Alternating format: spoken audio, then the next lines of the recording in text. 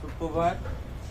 এখন দেখছেন চন্দ্রমল্লিকা বাগান পুরোপুরি সেজে উঠেছে, শুধুমাত্র ফুল ফোটার অপেক্ষা। এখন যেটা চলছে সেটা হচ্ছে গাছের মধ্যে কুড়িয়ে আনতে হবে।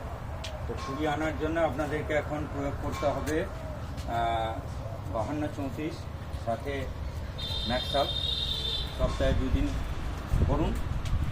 অ্যাকচুয়ালি এটাকে আমরা বলি প্রেগনেন্সি ফুড, অর্থাৎ 52-34 এবং তার সাথে ম্যাগনেসিয়াম সালফেট 2 গ্রাম 52-34 আর এবং 1 গ্রাম যদি ম্যাগনেসিয়াম সালফেট দেওয়া হয় তাহলে গাছের মধ্যে ফুল চলে আসবে।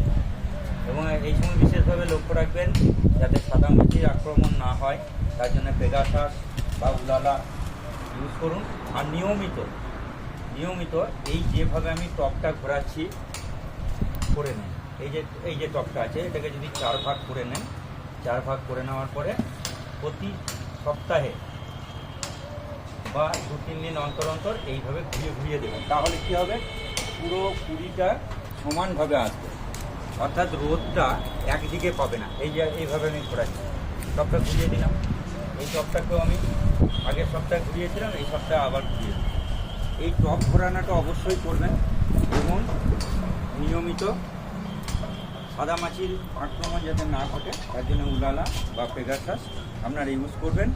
আর 2 সপ্তাহ 52-34 ম্যাগনেসিয়াম সালফেট দেওয়ার পরেই আপনারা খোল জলের সাথে, পাতলা করে খোল জলের সাথে 4 দিন আগে ভিজিয়ে নিয়ে 10-26 করবেন। আপনাদের গাছ খুব সুন্দর হবে এবং ফুলে পড়ে যাবে।